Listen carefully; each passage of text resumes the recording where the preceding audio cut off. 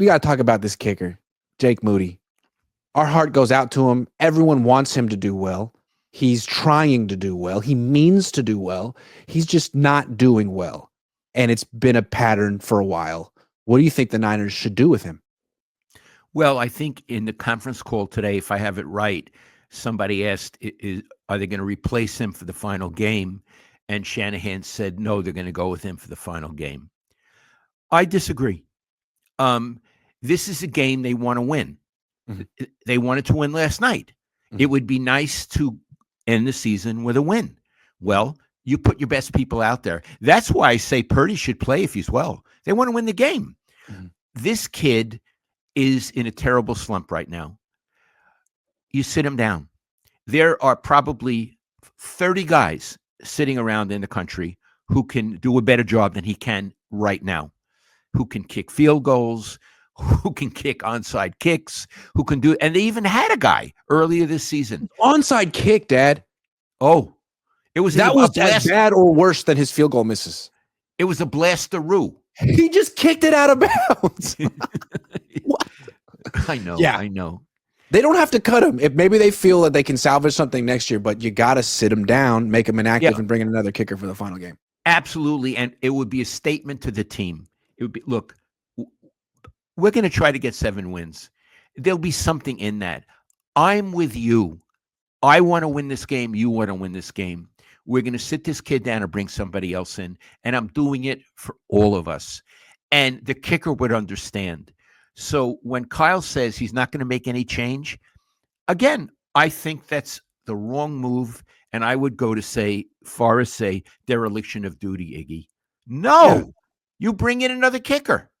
How do you sell your players on giving their best effort in the final game that doesn't mean anything to win it when the kicker could waste that effort by missing 7 points worth of kicks? Yeah. Even though he means really well. He is a nice guy, means well, has nothing to do with it. You say you're still with the team. If, we'll keep you around.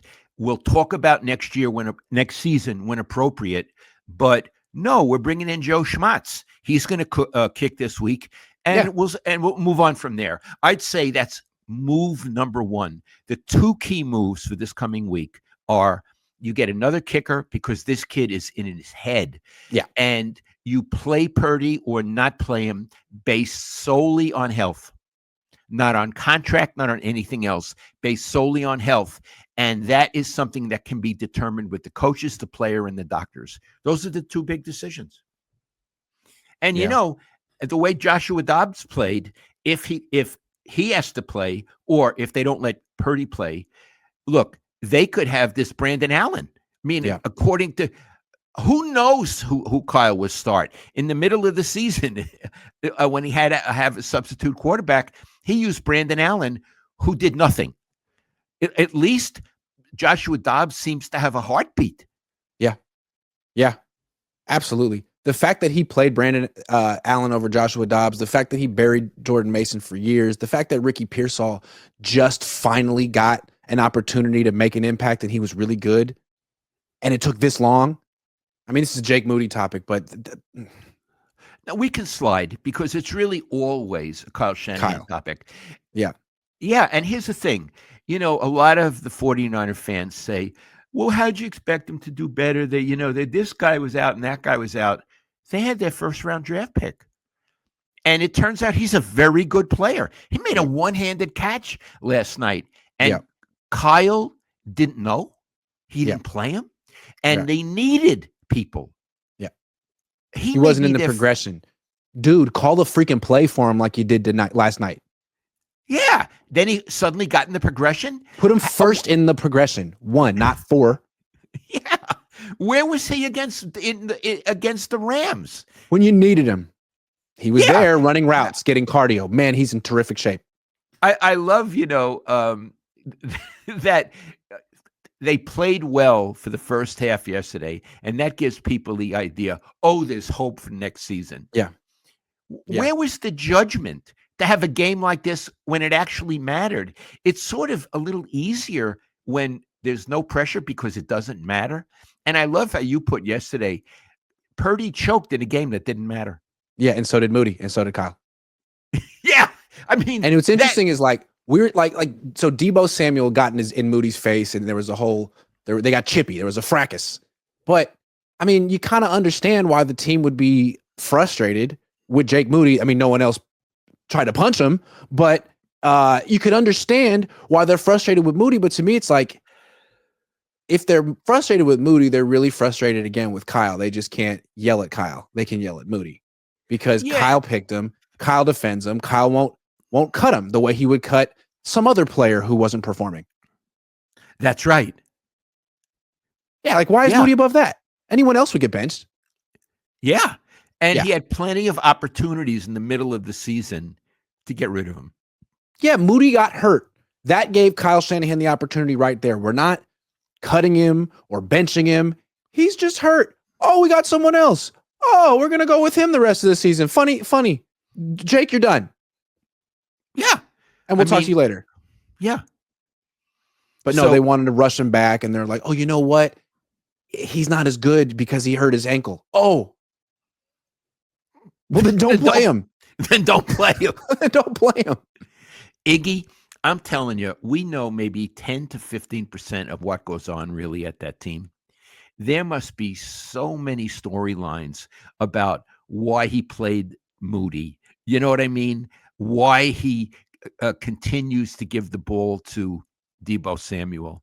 I don't know about those dynamics. It's really, really strange.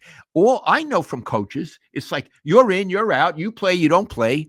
It's not negotiating with players or caring about their egos or even, get this, their feelings. Yep. I don't think Bill Walsh cared about players' feelings. He was ruthless. You're out. Yeah. Now, I'm looking at Jake Moody's game log from this season. He missed one field goal week 3 in L.A. in a 3-point loss to the Rams. So that's a big one right there, right off the bat. Then he misses 3 field goals in a win against Tampa. Didn't cost him that game. Misses 2 field goals against Buffalo, but they lost by 25. But he missed a field goal in Miami. That was a close game in the fourth quarter. That was big. And then he missed 2 field goals last night. So in 3 close losses, he figured in prominently. There's a world where if they just have a decent kicker, they have Robbie Gould, those 3 losses are 3 wins, and the Niners are 9 and they're still not good, but they're 9 and what? 7 instead of 6 and 10. Yeah. It's a big deal. It's a freaking kicker. It's the easiest position to find and replace. Right. So I'm blaming Kyle for Moody more than I'm blaming Moody for Moody.